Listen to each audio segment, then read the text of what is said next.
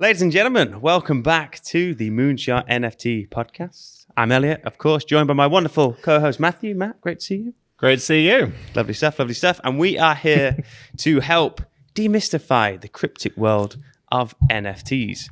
And of course, in the NFT world, there is a lot of terminology, shall we say. And so the first step when it comes to understanding what is going on is understanding some of the words that get thrown around.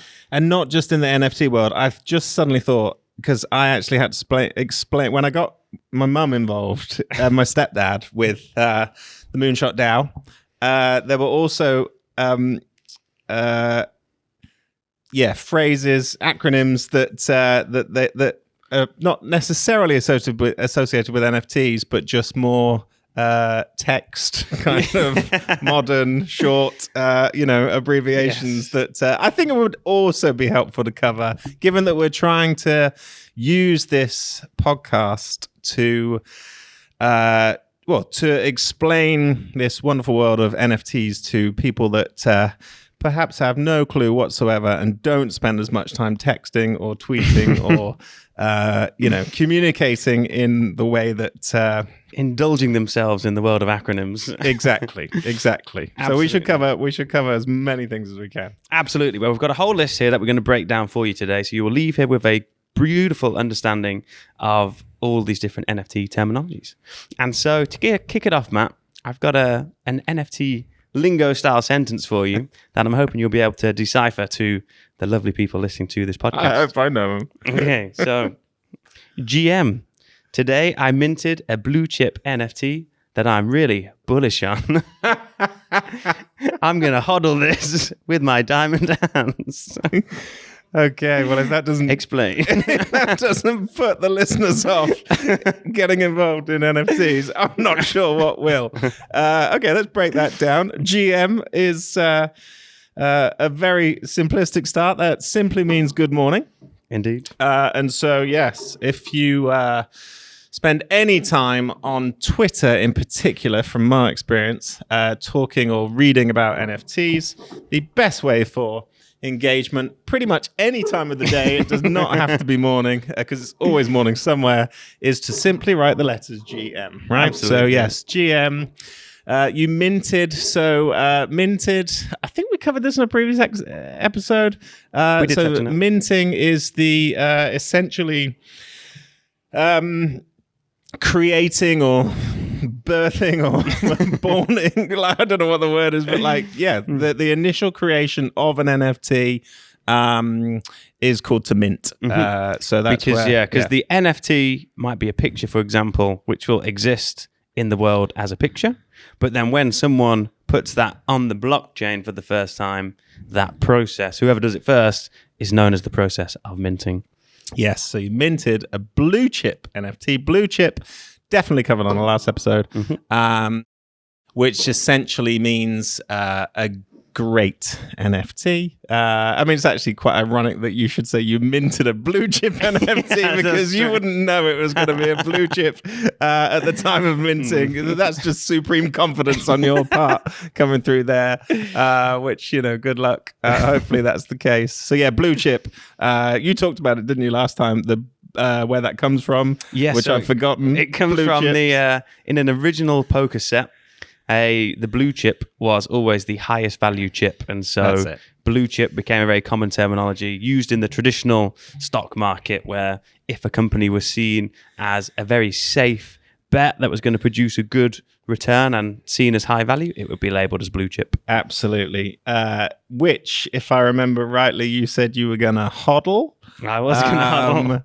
Which I mean, I haven't actually read. I'm looking down my list now. I know what this means, but I haven't read if there's any other reason other than it basically means you're going to hold on to this NFT.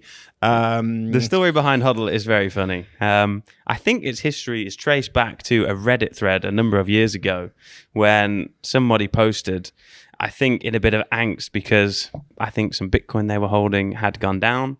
And they just said, we're going to HODL, but I think they just spelled They hold just wrong. spelled it wrong. But it became an That is acronym what I for assumed. hold Yeah. on for dear life. Right. Which is a great terminology, but don't quote me on that. That could be Yes, totally misleading. but that's what it story. means. If you see HODL, HODL, usually always spelled in caps, then that's what it means. It means to hold on. My memory is failing me now. You said you were going to HODL With my it. diamond hands. With your diamond hands, yes. Why would you say diamond hands? Diamond hands in this case being the opposite to paper hands, right? So diamond hands simply means that you are going to just keep hodling and hodling and hodling, right? You are going to hold on to it forever, essentially, or for as long as for longer than most people, I think would be maybe a fair way of saying it. In opposite to paper hands, which simply means to throw it away, sell it, offload it, take profits, ideally, sell it as quickly as possible, right? Absolutely. No, very well translated, Matt. That's very, very and helpful. then you could end, if that was a whole sentence, you could end that with a GN. With a which, GN. If you're listening and paying attention right now, you may have guessed, simply means good night. Indeed. No, I love it. And the whole world of crypto, Twitter, and the NFT sphere, they just spawned some beautiful phrases. So it could be said that someone who speaks like I just did in that sentence could be called a degen. Yes. The NFT world is full of degens. Yes.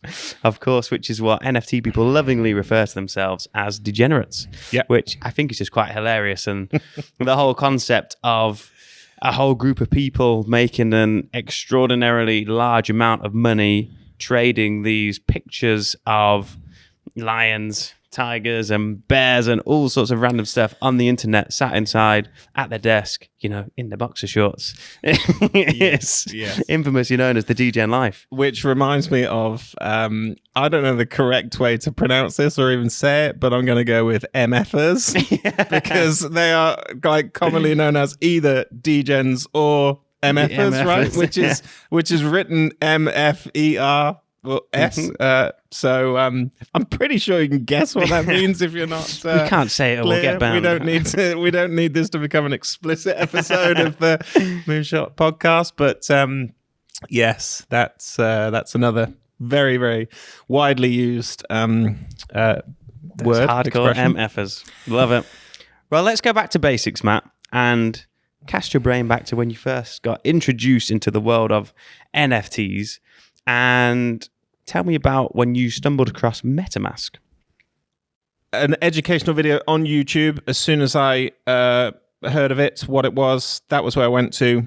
And there are, I haven't looked recently, but even at the time, there were so many videos that really, I think nearly all of them were immediately like how to set up a MetaMask wallet.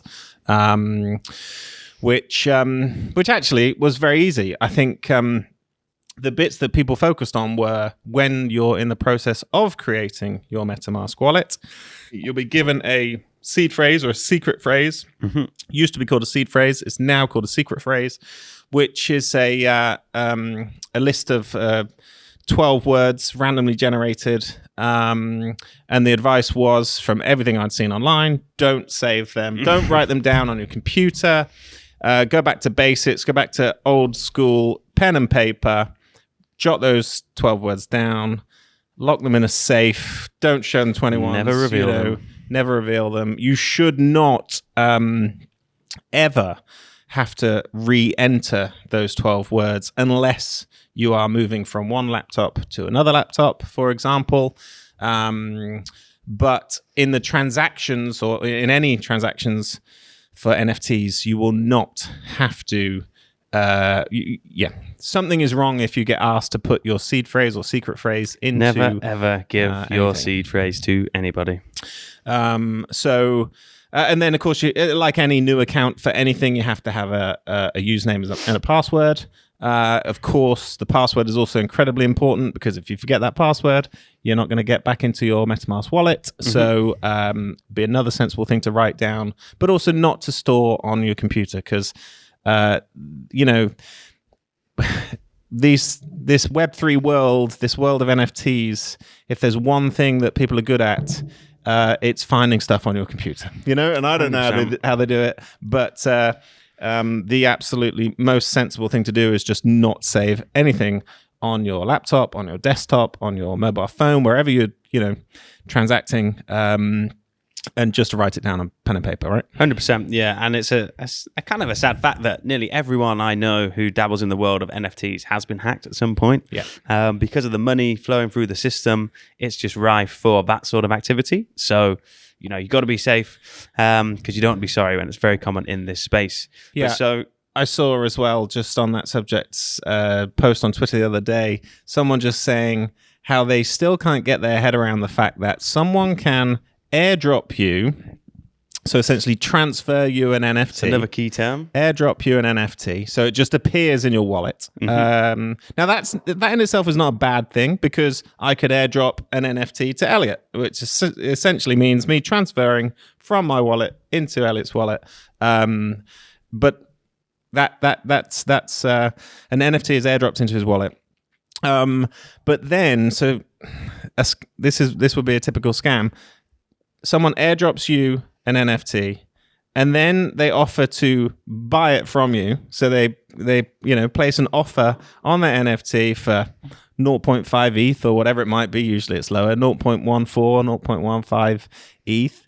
And then if you would never do this, but if you clicked to accept that offer and sell that NFT, then built into the background of that transaction, they have access to all of the NFTs in your wallet and can essentially steal them, which you cannot do anything about because you've just granted them permission to do that. You didn't know you were, of course, but this is why the general rule would be, if it looks too good to be true, then it probably is. It probably is, and don't do it. So absolutely, yeah, crazy what's possible.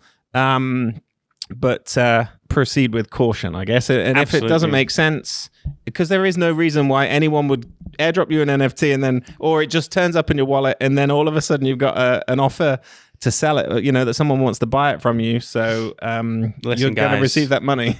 People out here ain't just sending you free money, basically. Quite. So if it ever looks like that, then you really need to do some digging and don't go anywhere near it.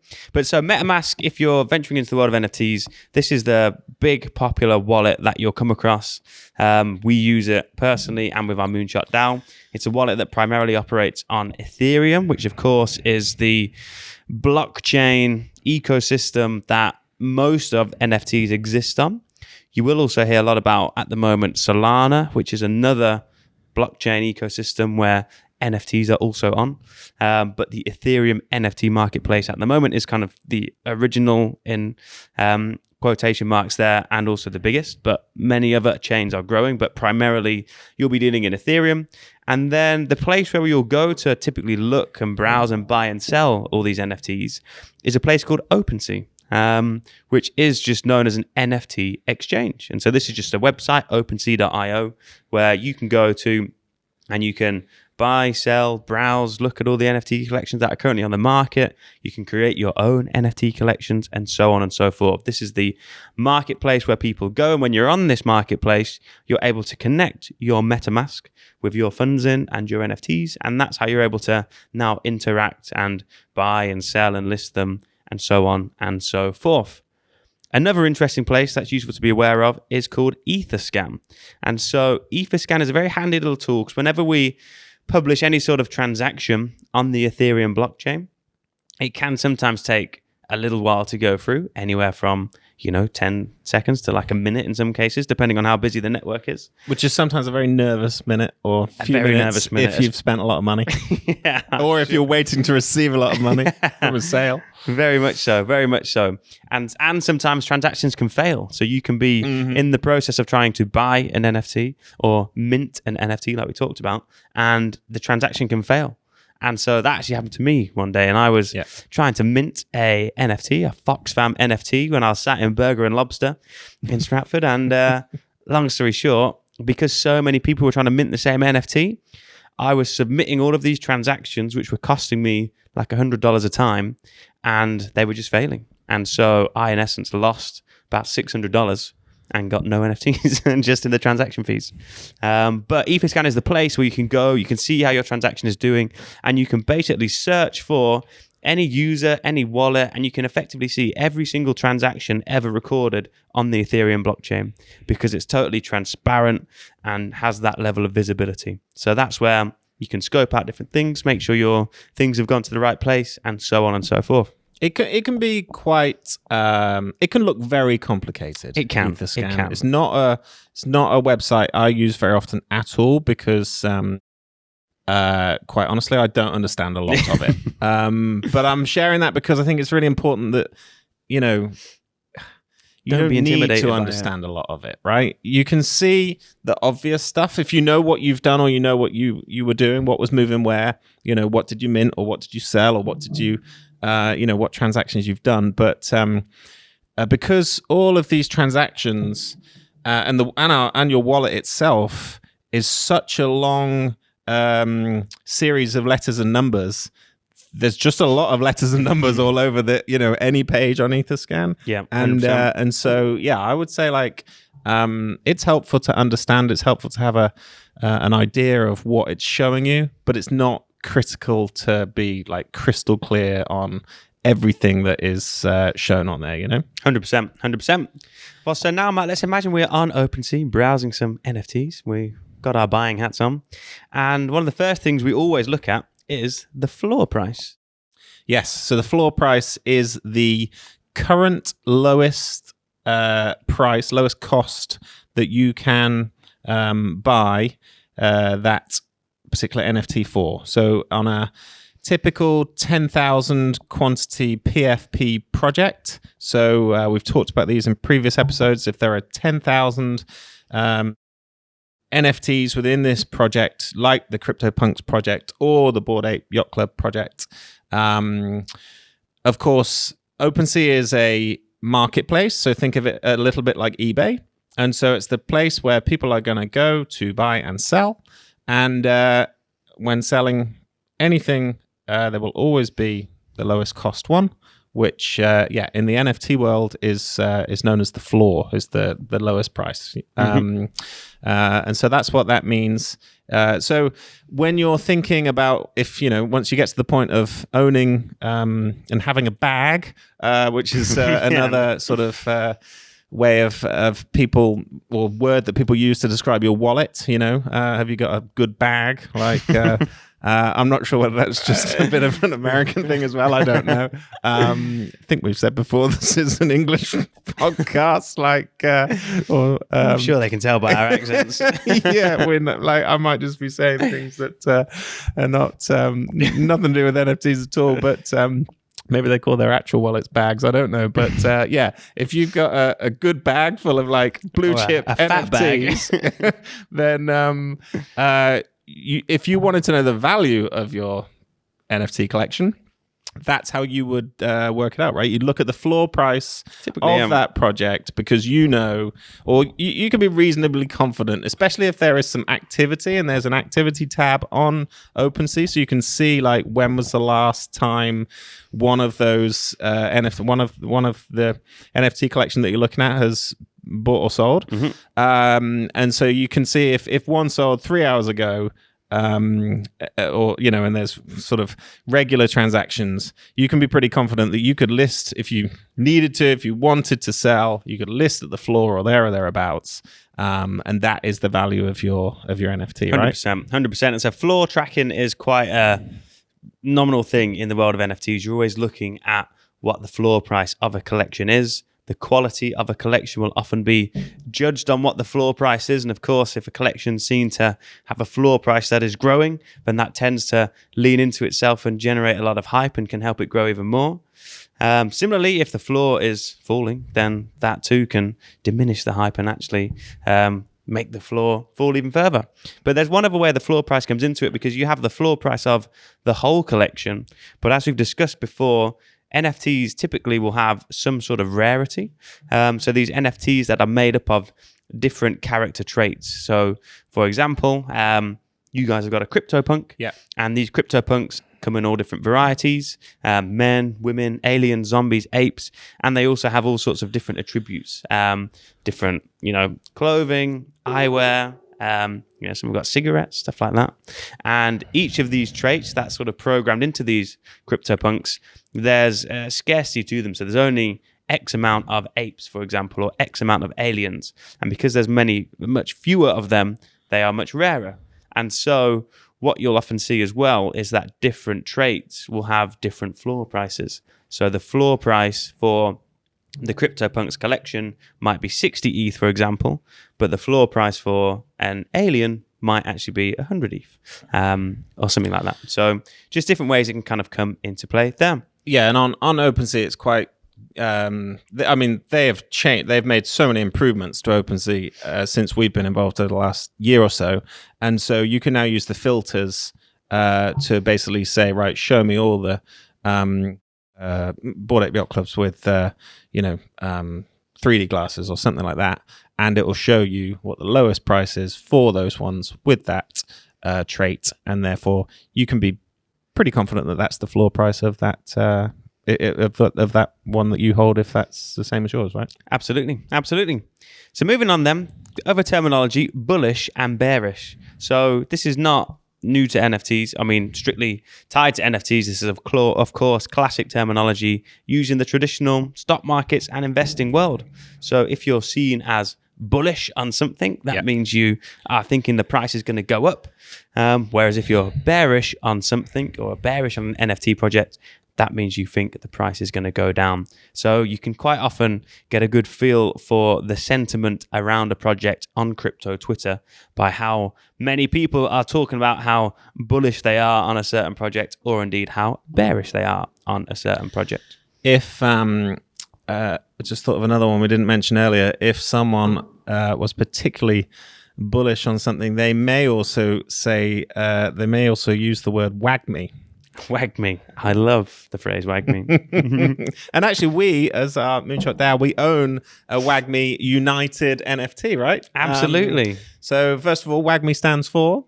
We are going to make it. Yeah. Or is it we're all? We're all going to make it. Yeah, we're all going to make it. And then in contrast to that, you could also say NGMI. Of course, you're not gonna make it.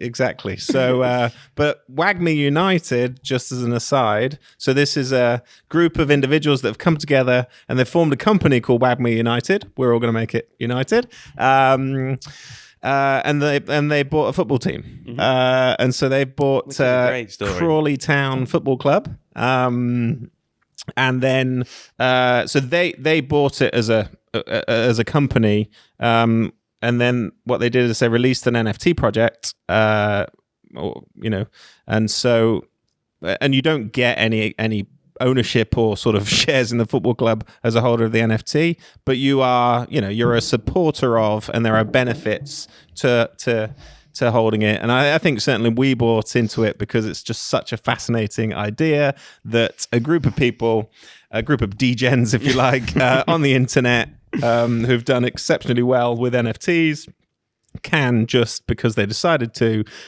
come together, form a company, and then buy a English Town Football Club, and decide that their goal is to take it from whatever league it's in, which I've completely forgotten right now. I think it's a lower tier, few leagues down league, and their goal is to get it into the Premiership. Absolutely. Come on, Wag Me United. Yeah. It's a great story. Another great way of tying NFTs into the real world as well.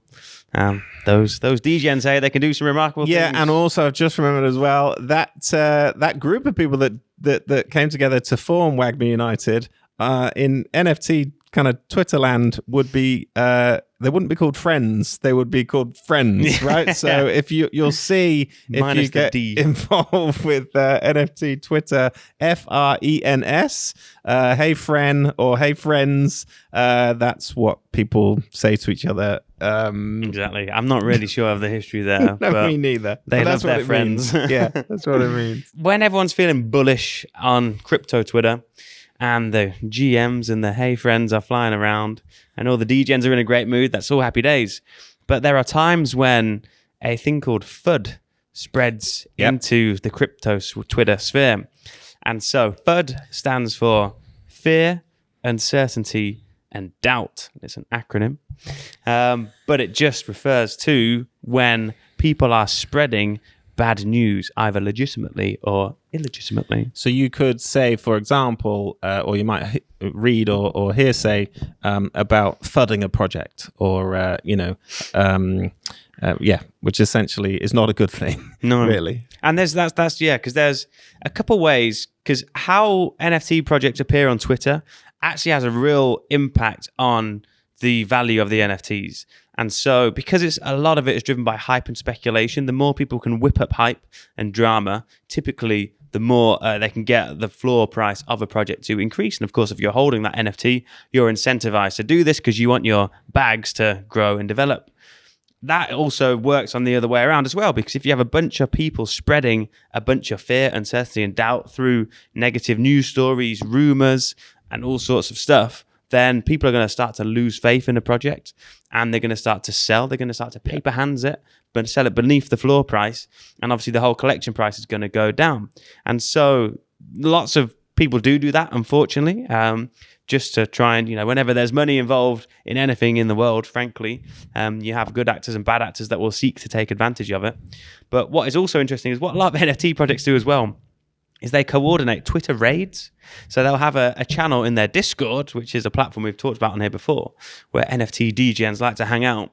And they will coordinate, okay, so all the holders of this NFT collection, let's all at 1 p.m. tomorrow go on Twitter and raid this other collection and basically promote our collection, or indeed, say some bad stuff about this collection. Yeah. All in an effort to create a little bubble of either hype or negativity that either sends their project up or sends their enemy's project down.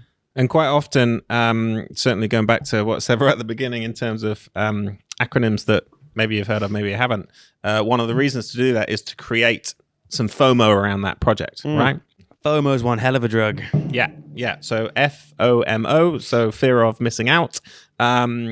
It's driven me to purchase some NFTs before, for sure. Yeah, we're all guilty of it. FOMO is real, but it can come as a result of this surge of interest and hype and kind of a lot of people talking about a particular project on Twitter, right? Well, it's like if you're in a room, a very crowded room, and all of a sudden everyone runs to the window and starts pointing and screaming, and you're just at the back of the room. Your instinct to not just run up there as well, I mean, it's going to be so strong. You're going to have to do so well to resist that. Yeah.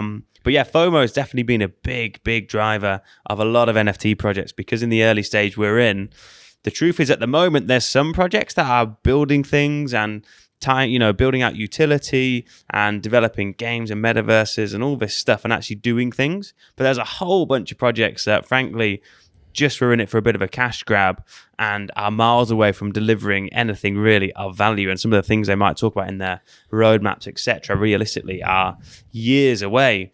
But they were still able to gain such huge traction, particularly, in the the latter part of last year when things really mooned, all because of FOMO. Yeah. Because in this, sector of digital collectibles is really what it's all about, where there is this now element of scarcity.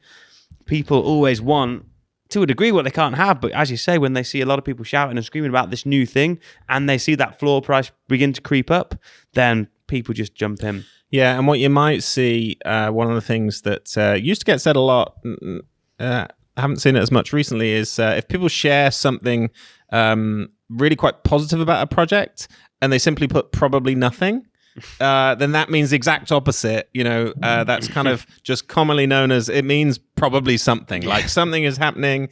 That's where the FOMO sort of starts, when you see just, some news shared and someone's just put probably nothing, then it might be worth digging into. But of course, that person might be just like might be telling the truth. So but that's what it means anyway. Like, Nice. if you see it and you just think, well, okay, that's a bit weird, that's what it means. Lovely stuff.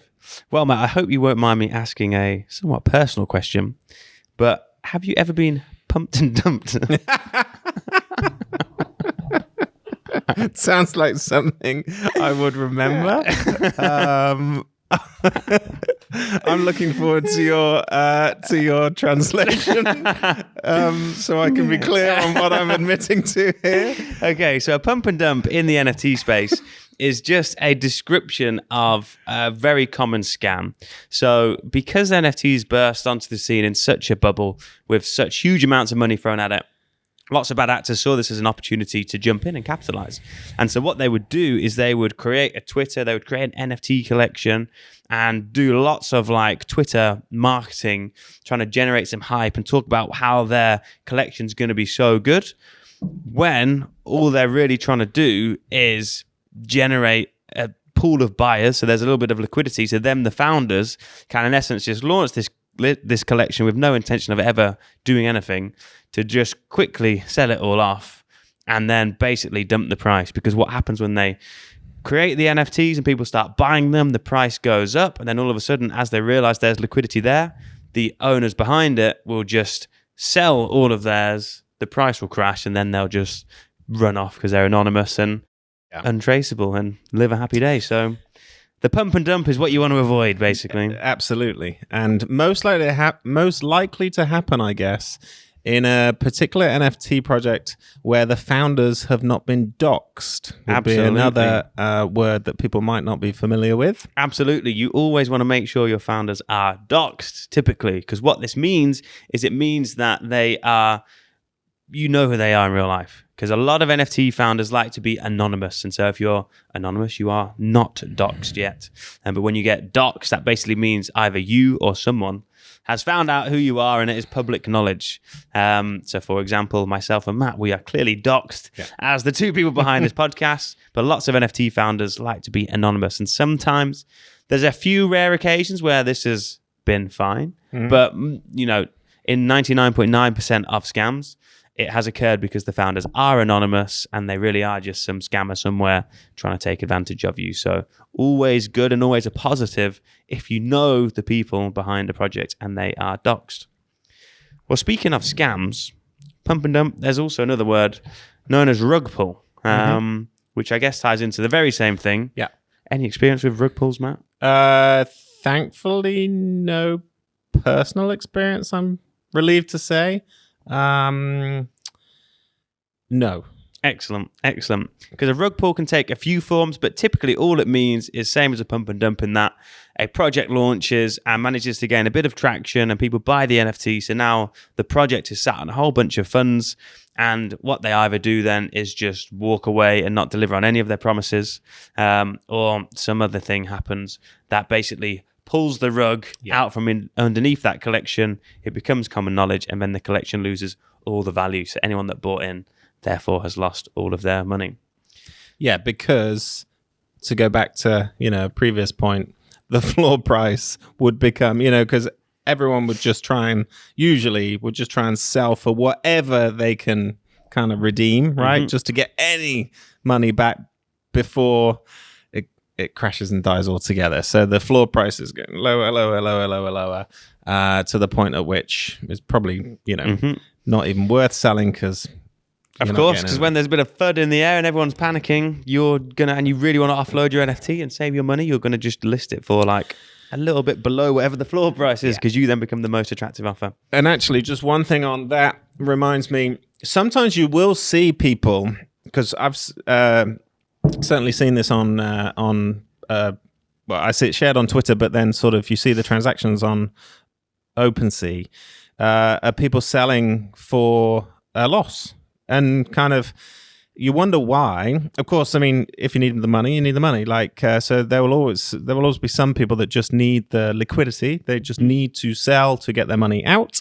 But at different times of the year, or one particular time of the year, you'll see tax harvesting mentioned a lot on Twitter, which is where essentially people are selling on purpose at a loss so that they can use those losses to write off against the profits that they may have made on some other NFT projects, right? 100%. A very sneaky tactic, but very clever, and another way this system can be used, but of course we're not endorsing that. No, but it's something to be aware of, because it might mean, because you might see it and then question, like, why are they selling? Is it a bad thing? Is it an opportunity? Of course, it might be all of these things, but you never know. It's helpful also, to know it happens. Yeah, because it depends also, because you will get someone who may have bought an NFT for 2 ETH and they've sold it for 1 ETH, but they bought it when ETH was at a really cheap price, and now ETH has gone up. So actually, if you looked at the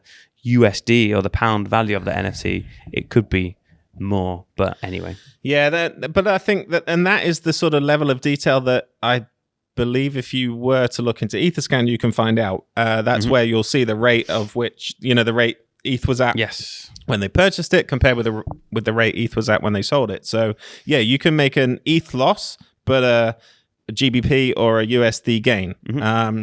Absolutely. Yeah. So I mean, it's just it might be something else that explains the the reasons behind why people are doing what they're doing. 100%.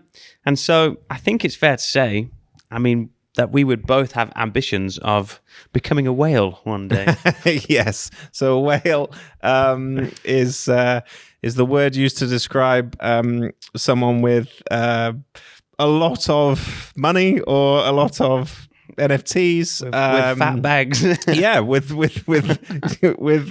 very sort of valuable collections, or whales is the word that used to describe people that if they suddenly get a good feeling about a project, they might come in and not just buy 1 or 2 like we might do at the moment, but they'll just buy they 100. Might sweep the floor. Indeed, they could sweep the floor. Term. Yes, very true. Which I believe there are now tools and sort of there's actual things that programs that you can use to sweep the floor, right? So before these were created, you'd have to, I think anyway, literally go to OpenSea and buy all of the NFTs at the floor, the cheapest ones, like we described before, and just individually buy them all. But now, I think there are tools that you can use to say, right, well, I want to buy the cheapest 50 or 100 or however many and sweep the floor of a whole project. Indeed, and maybe acquire 100 or so pandas. Yeah, true. Yeah, sweeping the floor is a very interesting term, but whales are quite big in the crypto sphere, because you have crypto whales that are people who have big wallets full of loads and loads of crypto, millions and millions of dollars worth. And then you also have NFT whales as well, people who are holding, millions and millions of dollars of worth of NFTs in their wallets. And so it's interesting in crypto space because everyone's wallet is visible and transparent. You can see and identify like what these wallets are and also what journey they've been on to get to the stage they are at now when they are buying something new. And so following whales, and sometimes they're known as smart money because they're deemed smart because they have managed to accumulate such ridiculously large amounts of funds. And so there are different programs and tools and people who can basically track what whales are doing. And so if you see a whale buying into a project, then a lot of other people will then follow and buy into that project as well. Yeah, I hate myself for saying this, probably going to say it wrong, but to drop some alpha on that on that statement, Elliott, which is what people say when they are kind of sharing news or kind of, I can't quite believe I just said that. But one thing to watch out for when you are looking at those kind of whale wallets, because it's great that it's completely transparent, so you can see, what NFTs they have in their collection. And of course, you might decide to use that to influence what you want to buy into. But just a word of caution is that they're just like us, just like, we talked about earlier, they're not in control of what NFTs they get airdropped. So they could be holding a terrible NFT that they didn't choose to buy. Within a few seconds, you can kind of dig into their activity and you can see whether they actually purchased it or not. But it's just something to watch out for, just because they hold it in their wallet, because these scams have been around for several months now, where they'll, a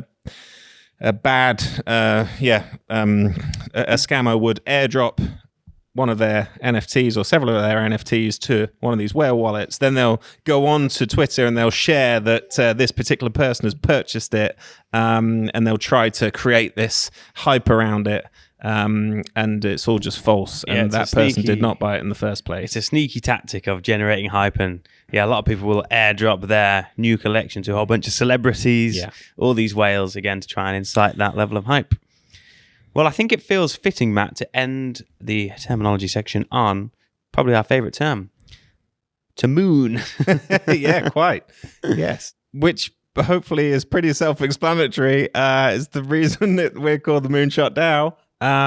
Because absolutely, we want our NFT collection to go up to the moon, to the moon. We do. We want it to go. The price is to reach the moon, metaphorically speaking, of course. Well, lovely stuff. Well, look, I hope you found that useful and that you now can begin to understand and feel comfortable divulging in the world of NFTs. But I thought it would be useful, Matt, to touch on as well the process of actually when you buy an NFT. We've talked about the Metamask wallet and the OpenSea, which is what we need for Ethereum NFTs. But, say we bought and sold a few NFTs, we made a bit of Ethereum, bit of profit.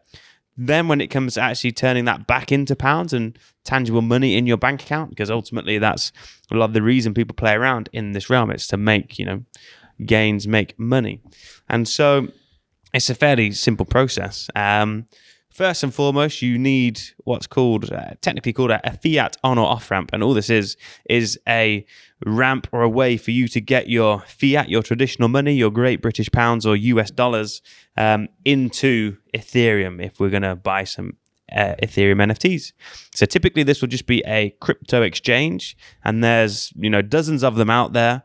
I think my personal favorite is Kraken, I'm sure. Binance is the one I got introduced to first and what I still use now. That's a good one. And Coinbase as well. Yeah. There's plenty. Simple to make an account. You just go in, register, blah, blah, blah, blah. And then you're able to deposit your pounds into the crypto exchange. And then you are basically ready to go. So you'll use this exchange to exchange the pounds into Ethereum. And then once you've got your Ethereum sat in your account, you can now, this is where the whole Metamask wallet comes in, because we can't buy NFTs from your crypto exchange because that's just like a individual thing, like a bank account. It's essentially like it's very similar to your online bank account, right? Yeah, exactly. So we send our Ethereum that we bought in the exchange to our Metamask wallet, and our Metamask wallet is our little gateway to the world of Web3, which is what the new era of the internet is described as. And so when you have a Metamask wallet, you typically will install it as a extension in one of your browsers that you use on your laptop, or indeed there is an app on your phone that you can use. And when you go to any website which enables engagement with the Metamask wallet, there'll be a little prompt and you can connect your wallet. So how this materializes in the world of NFTs, you'll go to OpenSea and there's a big button. Instead of having a login button like there would be if you go to like Facebook, which is known as Web 2, on OpenSea, there's going to be a little button that says Connect Wallet. You press this, click the Metamask icon, and this is where you then type in your password. And once you're done, your wallet, which now has your Ethereum in, is now connected to OpenSea. And so now you're able to browse, buy, and even list and sell NFTs all through that wallet. Because when you buy and sell the NFTs, that wallet not only holds your Ethereum, but it's where all of your Ethereum NFTs are held as well. So that becomes your little, safe haven for everything that you do. So say we've then had a great run, we've bought an NFT and then we've sold it, and we've now got more ETH in our Metamask wallet than we had before.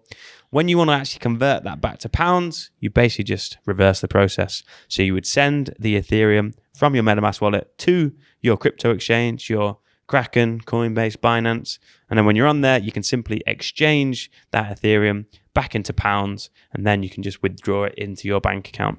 So a few little steps there, and that's useful to know, but that's the full journey because, of course, before you throw any money at any sort of investment, you need to have a very clear picture of how exactly you're going to get that money back. Yeah, and certainly one thing we did when we still do it now, but certainly did when we were doing all these things for the first time, is start off with a very small amount of money as a test, because it is very possible to get all these things wrong.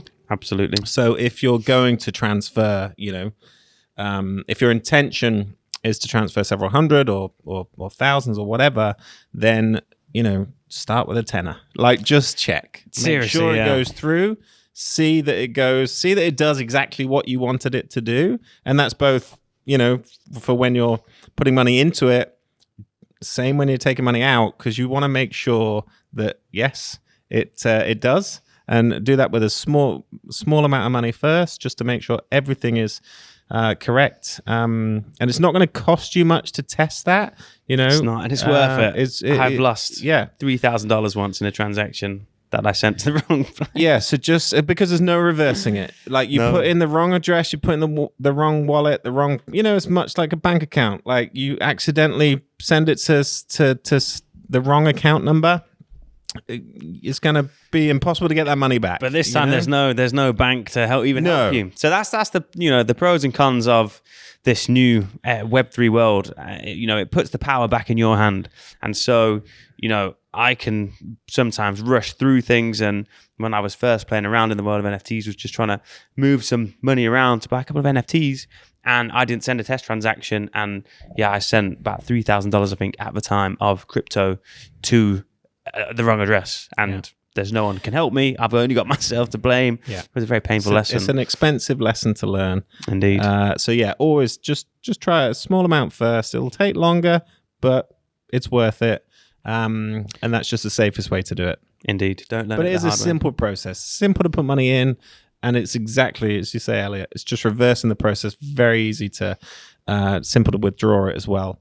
And that's of course, depending on what you want. You might want to, you might need the cash, so you might want to convert it back into your own currency. You might feel safer with it in the bank. Who knows? Like that's entirely, dependent on your own risk and all that sort of stuff. But that's the process to do it. 100%. Well, there you have it. A deep dive into the world of NFTs. Hopefully you now understand the lingo. Matt, it's been a pleasure as always. Always. And guys, we'll see you later. To the moon.